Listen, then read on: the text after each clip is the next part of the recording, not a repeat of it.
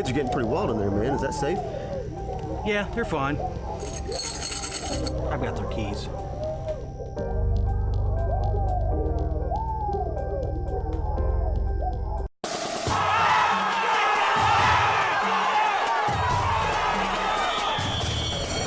We're going to go ahead and get started, everybody. We're going to start off where we left off yesterday, talking about the American Civil War and the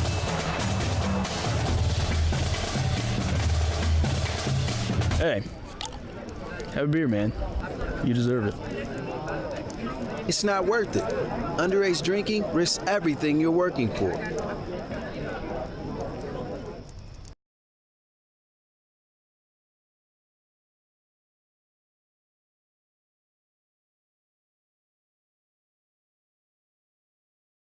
Good afternoon, everyone. Good afternoon and welcome to the Safe Streets Coalition meeting. My name is Chris Schultz. I'll be hosting the meeting today. Thank you so much for being here with us in Safe Streets to make Topeka and Shawnee County the safest capital community in the country. This is our December meeting. We have a fantastic meal back in the back. We'd like to thank G's Catering for doing that for us. Give us a nice round of applause for them. And they have plenty more food. If you're interested and you didn't get a meal reserved, you can speak to Judy. They've got, they can get you set up and we can get you a plate over there. We'd also like to welcome all of our visitors. Do we have some visitors here? I know we do. I know we do. Raise your hands if you're a visitor here with us today. All right, well, let's start over here real quick. All right. Luis, what's your name? My name is Luis. It's a small town. We all know each other. Tell us where you are. I am the community mobilizer for El Centro of Topeka, and I'm a 3rd District resident. So. Very good. Well, thank you for being here. It's great to have you. All right. All right. Come back over here. We have a new guest. It's our city manager, Mr. Brent Trout. How are you? Good, thank you. Great. Thank you for being here today. Now tell us a little bit about what it's been like for you so far as you've come to Topeka. It's been very good. A lot of people to meet, a lot of things that are going on, and just trying to get myself up to speed on the various projects and organizations that we have here.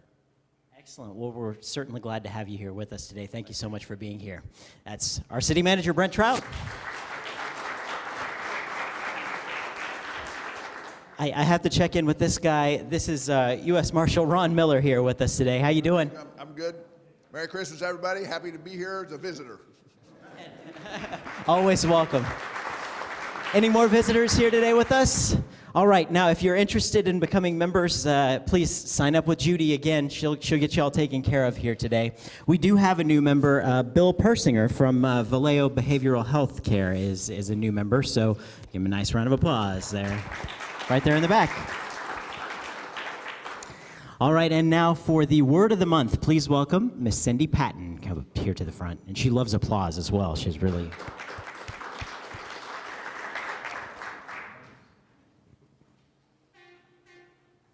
Well, the word of the month is wisdom, and the definition, seeing and responding to life situations from a perspective that transcends my current circumstances. That's a mouthful, isn't it? But the sponsor for the word of the month just happens to be Patton and Patton, so what Joe said is that we're the wise guys. So anyway, hope you think about wisdom and how you can apply it to your life. Thanks. Thank you so much, Cindy. We've got a little bit of business to get taken care of before we get our rest of our meeting started here. We need an approval of last month's minutes, so I'm looking from the floor for a motion to do so. We have a motion to approve. Do we have a second? We have a second. All in favor of approval, please say aye. Opposed, same sign. All right, those are approved. And now please welcome Executive Director of Safe Streets, Christy Pankratz, here for a staff update. With that applause, of course, yeah. Good afternoon. How are y'all doing? Good. It is great to see you. Excited to be here. For those of you who may be new or not familiar, Safe Streets is a program of prevention and recovery services. We work a lot with crime prevention as well as substance abuse prevention. And if you're like me and you've seen some of the news lately, we need a little bit more crime prevention, wouldn't you say? Yeah. So what we're going to do today is talk about some things that we all can do to be safe. Safe Streets was founded, as many of you know, mid-90s by Reverend Fulton, along with a lot of other people, when Topeka was experiencing an all-time high in homicide rates. And we've surpassed that now. So I think now is a time, especially over the holidays, where we need to come together and do what we can. And a lot of people that I talk to think, what can I do? Where can I do? And the thing is, we all can do something. We all can get involved in our neighborhoods. We all can call and report crime. And those are the very basics and where we need to start. And that's what I'd like to encourage you all to do, and to continue relaying that message to people that you need to get involved. There are things we can do. We all coming together can make that difference. And we are seeing a lot more neighborhood watches start to come, which is wonderful, and I want to be super busy. So if you could encourage people to start with that very small step, I think we can make a difference. Things that we've been working on this last couple months include, they're on the back of your agenda, different presentations, both to neighborhood groups, to civic groups, and to substance abuse presentations to kids as well too. So there's a lot of things that we can do, and if you'd like to have any of our services, we are happy to come out and speak to you where we can. We have a retailer and financial crime meeting coming up in December 13th for loss prevention officers and banks. Sergeant Willard over here runs that. Say hi, Troy. Thanks. So we've got that coming up, and then January we'll kick off a new year. So thank you all for coming and being ambassadors. Very much appreciate you. Thank you very much, Christy. And now for a quick update from the Topeka Police Department, please welcome Sergeant Dan Wilson. Thank you. First, we'll start off with the city violent crime. As you can see all the way to the right, the red numbers, all of those are up year to date. However, if you look at the difference month to month, those numbers are trending down. So the overall numbers are not good, but the trend is better. Along the note of the violent crime stuff, and I'll talk about another slide here in a minute, but we're going to be giving out gun locks tonight at our Coffee with a Cop. Kind of along this line, that's where a lot of this violence comes from. So the good news is on the next slide. The good news here is, as you can see, all these numbers, other than one or two, are down, and quite a bit on some of these, like the vehicle break-ins, down over 200 from last year. On all of these are, you know, lock it, remove it, or lose it. Don't be a victim. Lock your car, remove your stuff. Help us out on that end. So, and on the first slide again, if you see something or know something, let us know, because we can't do this without your help. We've started we did a program with the celebrity readers at Christ the King School last month. Myself and Officer Child went out there, and they gave us some simple books, so we weren't overmatched by the kids. Tonight, there's two events going on. We have Coffee with a Cop at the remodeled McDonald's there at 17th and Wanamaker from 5:30 to 7:30. And there's also a Tip a Cop for Special Olympics at Red Robin. I think that's from 4:30 to 8:30. So you have a couple opportunities to come out and see us. We volunteered at the Winter Wonderland event. The police department had a night out there. Great event for a great cause if you're looking for something to do with your family in town.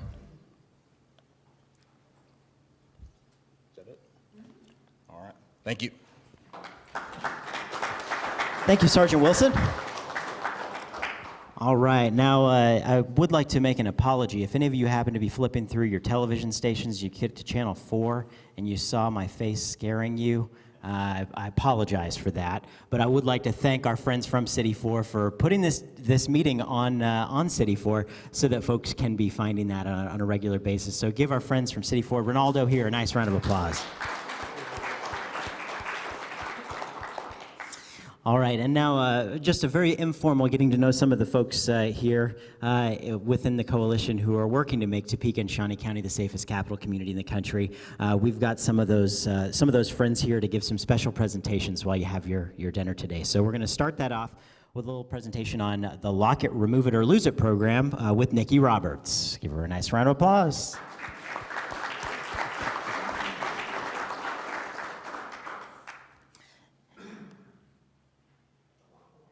It is. Thank you, Chris. I didn't have any room for the lock it, remove it sign. It's over in the window. And also there's some brochures and then also a window clings to put out on the program. If you'd like some of those, please take a few on the way out. Some of the events we've done this year is First Friday Art Walks, the child safety seat clinics with Safe Kids Kansas. There's young families, and then I share a lot of information with them, and they've been very open and very, it's just great to talk to some of the young families here in town. The back to school fairs, National Night Out events. We had a couple Westridge Mall safety clinics that they had out there, safety fairs.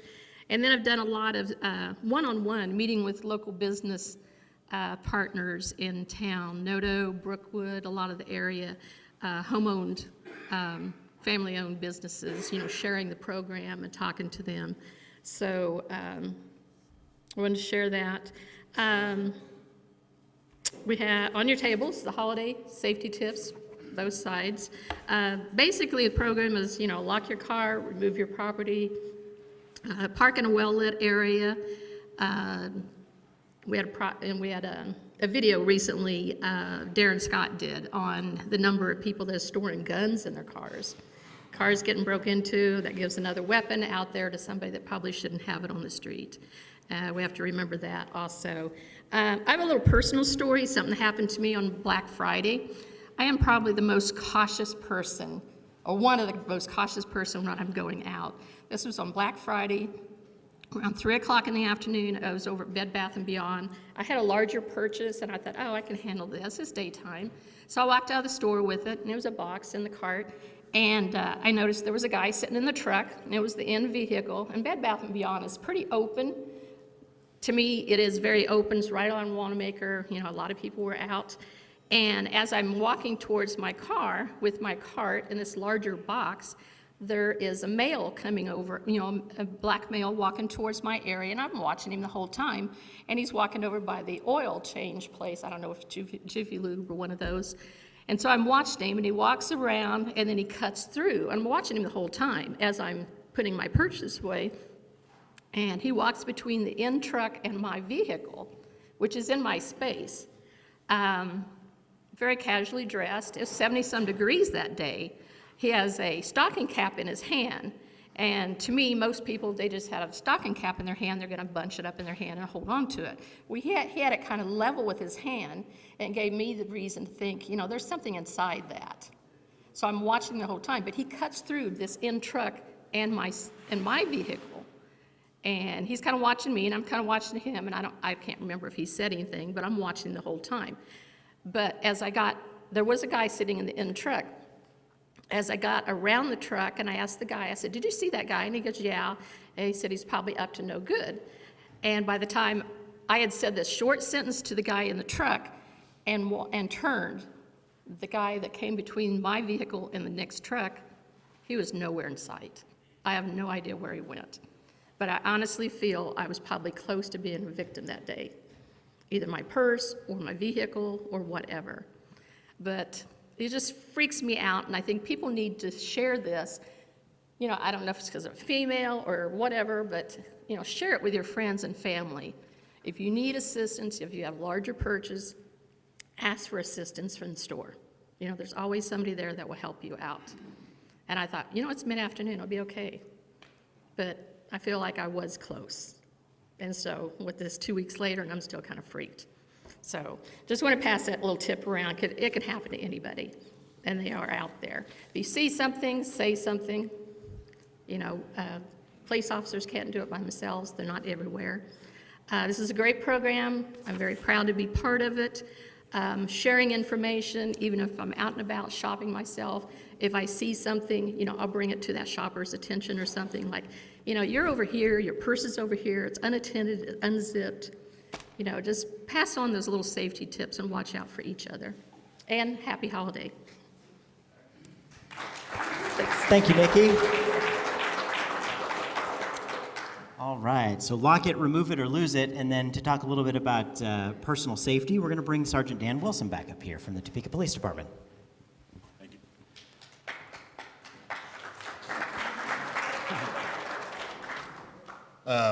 You've seen me before. This is a guy that works for me. He works the Wanamaker area. It's Officer Derek Child. He's in the community policing unit with me. I'm glad Nikki brought that up. We're talking about personal safety, you know, whether you're shopping, running errands, grocery store, whatever. But the topic she talked about is one of the big ones that we're going to touch on. You know, when you're leaving the store, you know, before you actually physically leave the store, you know, find your keys, you know, think about for 2 seconds where you parked at, you know, where you're going, you know, when you're waiting just inside the doors, you know, look out there, see if you do see that guy that she was talking about. You know, if so, wait, or like she suggested, ask somebody from the store to help you. Those are ways to keep yourself from being a victim. Like on the slide, you know, keep your keys ready. You know, like I said, know where you park. We all do it. You run into the grocery store for 2 seconds, you come out, you don't remember where you parked because you're in a hurry. You know, when you start wandering around the parking lot, these people notice that kind of stuff, and you're going to potentially become a victim.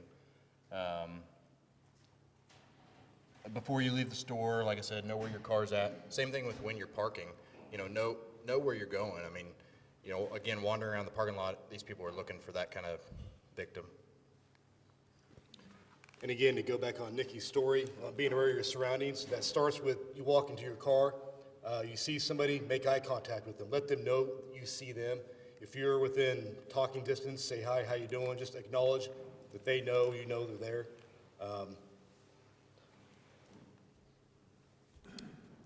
When it comes, you're out Christmas shopping, hide, secure your gifts. A lot of people leave their gifts in the trunk, going store to store, but it's a good idea if you're going to do that. Before you leave the store, you bought those items, put them in your trunk then. Don't drive across the street to the mall. Get out, unload your back seat, put those items in the trunk because there's people out there watching for that, and then that's when you get your window broken and stuff stolen out of your car. I believe Detective Willer is going to touch on scammers. Okay. About the parking lot ones. Yes, a lot of this time of year, you can have people out there panhandling for money. They need a ride to Manhattan. Their wife's in the hospital. We're seeing a lot of these. 99% of the time, those are scams. There's plenty of resources out there. The Mission, police officers go out and talk to those people, offer rides, Vallejo, community outreach. They always turn those down. So if you're getting approached in a parking lot like Nikki did, most likely that's a scam. Somebody just out there trying to get some free money. It's natural this time of year. You want to help people. You want to give. Those people know that as well. We suggest, you know, giving to a place, a charitable organization. We know where that money's going. You know, when you hand a $5 bill to a guy walking through a parking lot, you don't know where that's going. And you potentially open up, you know, as soon as he sees your wallet and your keys or whatever, you become another potential victim. At home, lights on, you know, keep things locked up. Simple stuff, we just forget it. Same thing with like when you get big purchases, you know, don't put your big TV box out by the street so they know that you just got this 55-inch new TV. Pay attention to your packages coming and going from your house as well, or have those delivered to your business. So, happy holidays and thanks for all you do.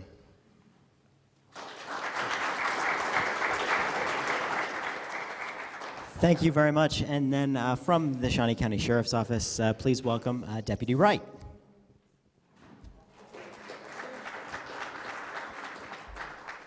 Hello, I know a lot of you in here. I'm Desiree Wright. I'm a deputy with the Shawnee County Sheriff's Office. I'm also a school resource officer for 2 high schools, both Rossville and Silver Lake.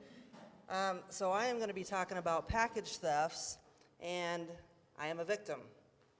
Just found out about it. One of the things that I do is when I make a online purchase, I keep that email until I receive my package. So just this week I discovered that a package that I'd been waiting for, I sent an email to the person that I ordered from, and they said, well, it shows it was delivered back in November. I never received it. I'm also missing some mail apparently from a day, but I'm sure it's just junk mail, so I'm not terribly concerned. But I do keep those emails. That way I can verify that I have received stuff. Thefts are up this time of year with packages, your deliveries that are being made to your front porch or your back door. Maybe the bad guys are following our UPS drivers and our FedEx drivers. It'd be nice if people would report suspicious activities a little bit quicker. An example is just this morning we had a report of a suspicious vehicle that occurred more than 45 minutes ago. Chances are that person is already gone and they've already gone through the mailboxes and they're on their way with whatever. Talk about deliveries. If your employer will authorize it and they're okay with it, have your deliveries made to your place of employment. Most of us are not home during the day. Or maybe you have a neighbor who's retired. Maybe they can check for your deliveries. I'm fortunate enough that I know both of my neighbors and we kind of all watch out for each other. You can request a signature. Have the post office hold that until you come and sign for it. I don't know how many people have ever used that option, but it is there. If you're going to be gone at a time that you're going to have a delivery made, you might want to put that delivery on hold through your post office or through the delivery service, whoever you're using. Mail thefts, I'll get into that a little bit. Don't use your red flag. I live out in the county. I don't ever put mail in my mailbox. I actually go to a post office and put my mail in a post office. Of course, we should all know you don't want to send cash through the mail. Bad guys, that's what they're looking for this time of year, looking for Christmas cards, when hopefully that there's cash in it. And again, yes, definitely report suspicious activity in a more timely fashion, something that I talk about when I teach a self-defense class. If all you have is a vehicle description, at least give that to us. Maybe you can only remember the numbers on the tag and the vehicle description. That helps. Maybe all you could remember was the numbers or the letters. Maybe you can remember just the tag and you can't remember what the car looked like. Gives law enforcement something to look for. I'm going to talk a little bit about travel safety. This time of year, a lot of people are going on vacations. What does 5 newspapers down at the end of a driveway tell you? They're probably gone. Stop your mail, stop your newspaper. Have your mail picked up by a neighbor or a relative. You can do that. You can also put a service request on your residence through your local law enforcement agency. And I know, I think Sergeant Willard is going to talk about financial crimes, but I'm a victim. I got an email alert on my credit card and a text alert that somebody tried to use my credit card number for just shy of $1,000 worth of purchases. That just happened last week. I checked my wallet. I have my credit card. So I'm hoping that maybe the person just transposed a number, but because of my alerts, I was able to stop those transactions and not be a victim of that crime. That's it.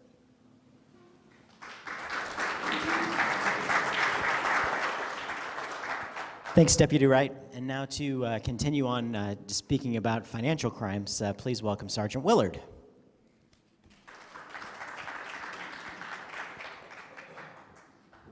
They don't normally dare to give me a microphone. It's probably a bad idea. Christy, you'll have to tell me when my time's up because I like to talk. I get that from Ron Miller. He taught me that. So, to add to what was already been said, especially with what Nikki said, one thing that's important is to go with your gut. If your gut tells you something's wrong and it's not looking right, it's looking fishy, go with your gut. Don't try and second guess yourself or talk yourself out of letting your 6 senses tell you what's going on. Where are we at? Okay. For financial crimes, everybody has probably been a victim of their credit card getting skimmed, and you may or may not have had charges. I know I've had my credit card company call me, say, hey, did you use your credit card in Guatemala? No, not at all. So most credit card companies are getting really good at catching those fraudulent charges. However, one of our new trends we've been seeing is the skimmers, particularly at gas pumps. The criminals are putting in electronic devices that capture your credit card information between where you swipe the card and where it goes into the processor that sends the information to the bank. And we're really working hard with that. Christy knows we work with the banks and the retailers very closely. We've tried to build relationships with them. And especially the credit unions in town, they work really close with us. And they will call us on occasion and say, hey, we've had 4 or 5 people say that their credit card got compromised, and the banks are very quick to put it through their computers and tell us, hey, there's probably a skimmer at this gas pump at this station, and we're doing our best to run out to those stations and look to see if the skimmers are on there, but a lot of them are bands of people that are putting them on. They're skimming credit cards for a day or two. They're pulling the skimmer off, and then they're creating the credit cards somehow, and they're using them inside the city, and the credit card companies aren't seeing that. You live in Topeka, you're spending money all day in Topeka, all of a sudden somebody buys $1,000 worth of gift cards at the local Walmart. It doesn't show up to the banks and the credit card companies as suspicious. So you need to check your statements, and that's where the credit card alerts on your phone are very good. They help you out. If you don't have those, make sure you look at your bank statements every month, go over them, make sure that everything is correct. It was touched on a little bit, but when mailing stuff, checks or tax returns, take those into the post office and give them to somebody handed across the counter.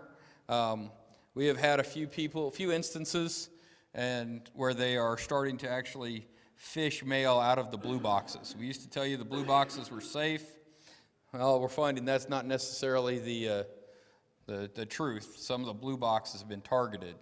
Now, if you're dropping your mail off on your way to work and that mail gets picked up at 9:30 and you're dropping it off at 7, you're probably going to be okay. But when you drop mail into a blue box on Friday at 7 and it's not getting picked up till Monday morning at 8, that's a real issue. So if you're mailing something important, I would suggest either taking it into the post office and handing it to one of them, or if you have a business where the mailman comes and picks everything up from a location in your business and your employer says it's okay, mail it that way. That's a little bit safer. It's going straight to an employee. And I live out a little bit away from the city and strongly recommend a locking mailbox for your incoming mail. They're not very expensive. They're not a safe. They're not foolproof, but they're not going to let somebody drive up, reach into that mailbox, take your mail, and drive on away. Locking mailboxes are the way to go, especially if you live in a rural area or a place where your mailbox is kind of out concealed. So locking mailboxes are the way to go with that, and for incoming mail. And like she said, putting the red flag up and telling everybody in the neighborhood that there's mail outgoing in your mailbox is not a good idea. Another piece of prevention, invest in a cross-cut pepper shredder. Definitely need to shred everything that's outgoing that has any information in it, bank statements, things like that. Don't throw away things that have your name and address on them. That's just one little nugget for an identity theft. They get name, address, then they collect a little bit more off of some other piece of junk mail, and they can get to the point where they have built an identity for you or an idea, and they can start stealing your identity. Shred all your old bank statements, shred all the old checks, shred old tax returns. You don't need to keep 20 years of tax returns. I know some people think you do, but trust me, the IRS didn't lose them either. So you only need to keep about five years of tax returns. Keep those and then shred the rest. Don't keep them around. We have constantly had issues with an elderly person has passed away, family goes to clean out the house, they throw away checks that are from literally 3 decades ago. They think there's no problem, they're old checks, bank accounts been closed for years, and then right after that, somebody has dug those out of the trash and they're passing those checks because the routing numbers and the account numbers are right for something, and they start passing those checks, and now these people are trying to deal with all these checks that are coming through. The bank is sending them notices, and so old closed accounts still need to be shredded, not thrown away. Common scams, these are the big ones. We get these all the time. Your grandchild was injured or your grandchild is in jail, usually in some other state. I had one last week. A lady called, said that she got a phone call from what was supposed to be a defense attorney in New Jersey that her grandchild had been arrested and was in trouble. You can't call your grandchild. Her phone's been taken by the police. Just deal with me. And we needed, I think she lost $8,500 in cash, which she mailed off trying to help a grandchild. It's a scam. Call your grandchild, call your siblings, their parents, try and make contact with them somewhere else, and do not ever send cash. Do not ever use gift cards. The IRS does not take gift cards. It's a big one. People will call, say you owe the IRS money. If you don't pay us right now, something's going to happen. And then they want, a lot of times, gift cards or prepaid Visa cards. Again, we work very well with the retailers. We've established a relationship. We have had many instances where someone goes to Target, wants to buy $2,000 worth of gift cards. They start questioning them and they go, no, this is a scam.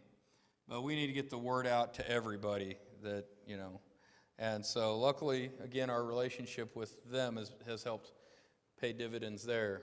The other one, you have a warrant for your arrest. If you pay us over the phone with your credit card, we will quash that. We don't usually call, we usually show up.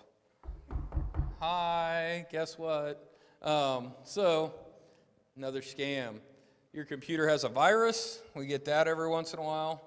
Hey, your computer's got a virus. If you just log on to this website for us, we'll take care of it. What you're doing is you're giving them access to your computer that you did your tax return on, and next thing you know, your identity is stolen. And then we get the unpaid gas bill, electric bill, or cable bill. We're going to shut these off if you don't pay us right now over the phone. Again, that's a scam. And then I had one today while I was sitting at my desk. Guy called, said he had just been contacted over the phone. You won some sweepstakes or lottery or something. All we need you to do is mail us the $2,000 that you're going to owe in taxes ahead of time. No, they are not going to give you anything. They just want your money. So never pay over the phone or online with gift cards. Gift cards are bad. Don't put your credit card out to somebody over the phone that you didn't call, for sure.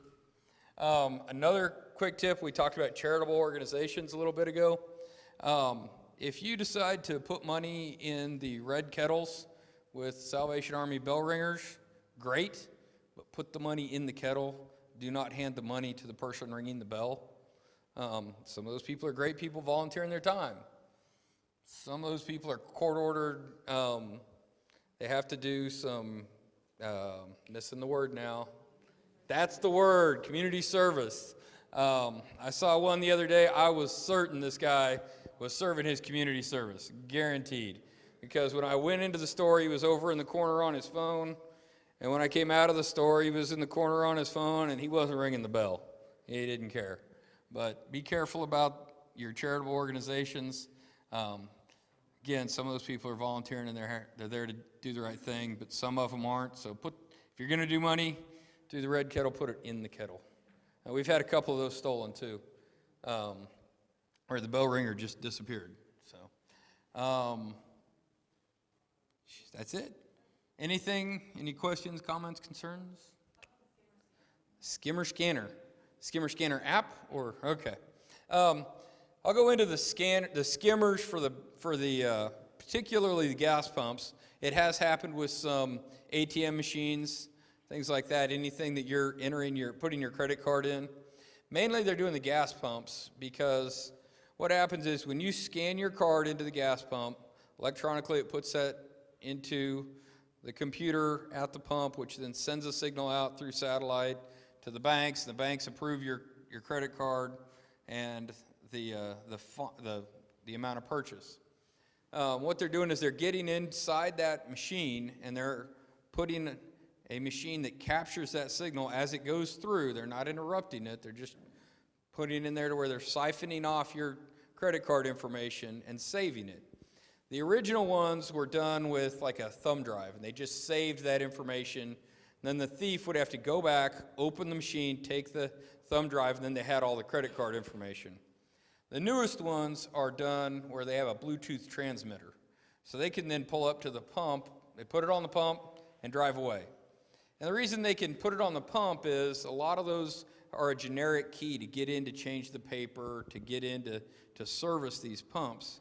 And so they'll put that on, they'll drive away, they'll leave it for 24 hours, they'll come back and act like they're getting gas, and they're downloading the information on that skimmer into a laptop or whatever, and then they drive away. They don't have to actually get back into that pump again. And they go out and so they've got that sending Bluetooth-wise. We've heard, haven't found any yet, that maybe the next generation works off of Wi-Fi, but the idea is that there's a Bluetooth signal coming out of that machine that shouldn't be there. And you can download some apps that allow you to look at Bluetooth signal. And we have tried to talk to the patrol guys, especially on third shift, where they can go up to these gas pumps in the middle of the night where there's no one else around. They can open these apps to see if there's a Bluetooth signal. You can do it yourself, but you're going to have to do a little detective work, a little deciphering on your own, because if the person next to you has got their Bluetooth on their phone, you'll pick up that signal. Or some cars have Bluetooth signals in them, but you can get an app on a phone that will tell you there's 6 or 7 Bluetooth signals, maybe none. Yes? I know before they said to look to see if it looks like it's been tampered where you can slide your card in, see if it's like Bluetooth or anything Yeah. like that. Is there a way? The original ones, they were putting a covering over where the card went in, and sometimes a camera on the keypad. That was mainly for ATMs. And they were copying that information that way. And yes, you can still sometimes see where they've put a cover over it. If you shake on it and it comes loose or it appears loose, there may be a skimmer on that.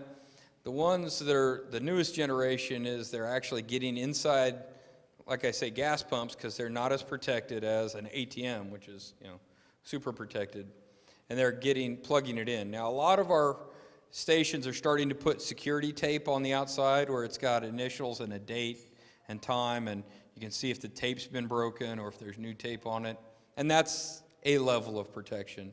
But most of the time, they're not prying anything open. They're not doing any damage, and they're getting inside the machine. So it is not really something you can see from the outside. That's where checking your account information, using the credit card or the cell phone alerts your credit card was just used, is really handy. But we've got a lot of these. I believe that they're gypsy bands. They're coming through, putting a skimmer on a pump, and they're waiting a day or two. Then they're pulling that information. They're making credit cards up. They're hitting some of our retail establishments. We're finding really good video at Walmart and some of the other places because we work with them. But we can never identify some of these people. They just turn to smoke. And I believe that they're on to their next town. We are getting some identified. We are putting some cases on some, but it is kind of an uphill battle. Pictures and video are just that, pictures and video of a person. We have to identify them after that and then be able to get a hold of them. Is that what you wanted? All right. Anything else? It is the season. 'Tis the season for crime. The criminals want to provide stuff for their families too, so watch what you're doing. Be aware of your surroundings. Check your credit cards. Keep your stuff locked up. Don't put your packages in the back seat where they can see through the window. Put them in the trunk and then move your car, okay?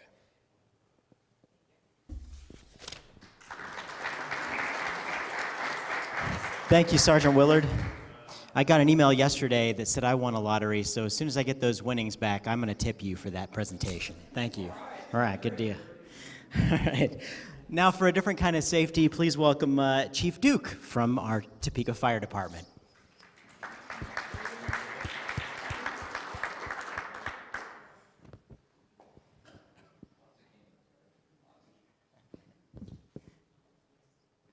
Thank you. Good afternoon. My name is Craig Duke. I'm the Fire Chief of Topeka. And yes, I cannot believe that there is someone that speaks more than Ron Miller.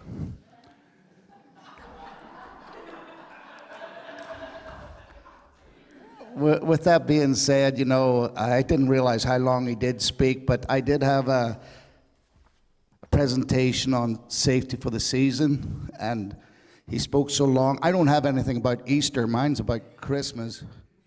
So, sorry, sir. So I'll be asked to do a presentation on fire safety and such for those that are celebrating this season. And one of the biggest things is we talk about Christmas trees. Christmas trees are a big factor in fires during the holidays here in the United States. You know, when you get an artificial tree, make sure it's fire resistant. But there are people that still enjoy the natural trees, the smell, just the ambiance of having that real Christmas tree. But one of the things, and oh, sorry, I won't take credit for this. You may see a couple of typos in this, and that is not a truck should contain sap. That's a trunk should contain sap. Sorry, Michael, I had to throw you under the bus, sir. So one of the things that we look at when you buy a fresh tree, take it, tap it against the ground. If the pines start falling off, obviously it's dry. So you have to water it. Believe it or not, you know the average tree takes about 6 quarts of water a day. So make sure you water it all the time. In fact, even before you bring the tree into your home, you should put it in a bucket of water for a couple of days, and then that way the tree won't be as dry, and it'll be easier to water all the time. Just remember, water it daily. Why? Well, let's see the reason why on this.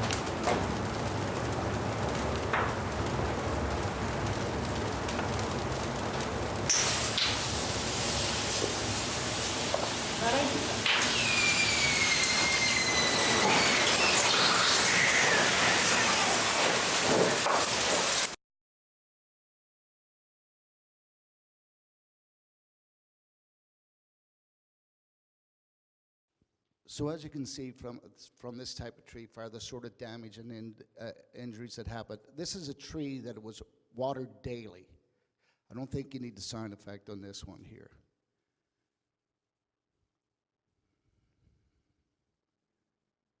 And again, it'll get back down to the timer. I mean, it didn't hardly burn at all. This thing did not take off the way the dry tree did.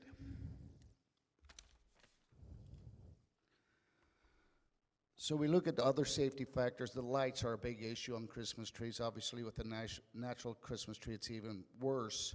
You know, you want to make sure that you buy lights that are, the National Fire Protection Association says that there's a dozen deaths every year from fires and injuries from the Christmas tree ornaments, and $10 million in property damage each year.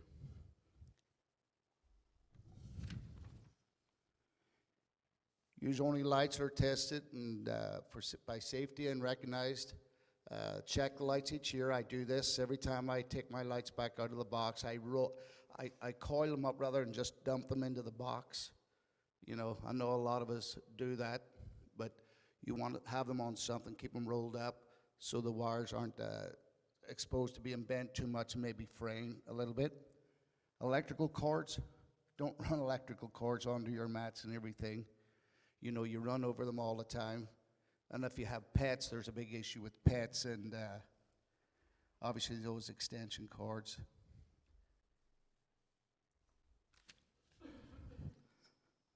The outdoor lights, one thing, they're talking about the electrical aspect of this and the fires and so forth, you know, not stringing more than 3 sets of lights together. But I know, in fact, we were sitting talking at the table and some individuals were saying, hey, I hate putting the Christmas lights up outside. One of the dangers there is people falling, actually, and putting those lights up. And they get out there, that you always wait the last minute, see it's cold or icy or snowy. Don't be doing that. That's besides the fact that the problems with the electrical part of the lights going up around the house. A lot of people will use timers now. I do that. And in case you forget that to turn the lights off, have them on a timer, and then that'll shut them off for you, both the inside and outside lights. Candles. A lot of people got away from candles for a while, but they seem to be becoming very popular again, especially those the aromatic ones that give that smell during the Christmas season. You know, there are a lot of fires started with candles, and it's not sort of the misuse, it's just forgetting about them, or someone throwing a piece of clothing or cloth down near the candle, putting them near a draft area where that flame could get blown towards a curtain or a drape. And always extinguish the candles before you go to bed. That's a big thing. Cooking. My favorite part of the cooking is actually eating the food. But with cooking, again, it's the same thing within the kitchen. You know, the fires that are related to the cooking and everything, and that's all because someone's probably left the cooking going, walked out of the kitchen, they didn't realize, you know, something was going on, and then the next thing they have a kitchen in their fire. You know, just don't step away from the stove or the oven, or have someone come in and watch the food while you go do something else. You know, keep kids away from the stove. That's a big thing. Injuries, again, just like the Christmas lights. You know, putting them up, people can get injured. Cooking, people can get injured, especially children. And I know what it's like in my home is when the cooking's going on, everybody wants to congregate in the kitchen for some reason. You've decorated the whole living room and everything, but everybody congregates in the kitchen, and there's so much going on, and everybody's cooking or getting in the way, and you're throwing towels, you're throwing, you know, oven mitts around, and all of a sudden someone sets it too close to the stove and it catches fire.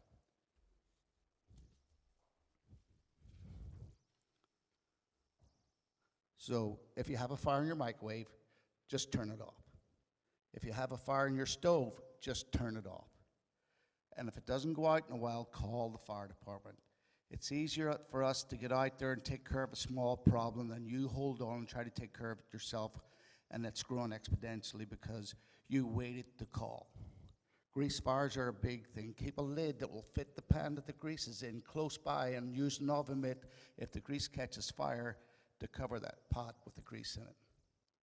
Some of the bigger issues are those that people that think that they can carry it outside to get it out of the way, but sometimes you start running or walking with a grease pan going, that can spill on your hands, the flames can come towards you, and the next thing you drop the pan, and boom, your whole kitchen's on fire.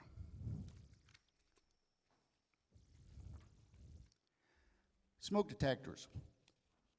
Topeka Fire Department gives out smoke detectors free. You call up the number 368-4000 and request a smoke detector to get installed in your home. They'll put you on a schedule through the fire marshal's office. A fire crew will come out and install smoke detectors in your home. If you know some of your elderly neighbors that don't have smoke detectors, please call for them. Get us out there so we can check. We will put the smoke detectors up where they need to be for your protection and your family's protection. So, have a safe and joyous Christmas season.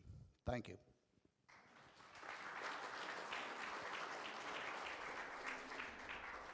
Thank you, Chief Duke, and thank you everyone for coming out today to our Safe Streets Coalition meeting. Our next meeting is February 7th. We hope the holidays are incredibly glorious time for you. Thank you so much. We'll see you back here to make Topeka and Shawnee County the safest capital community in the country.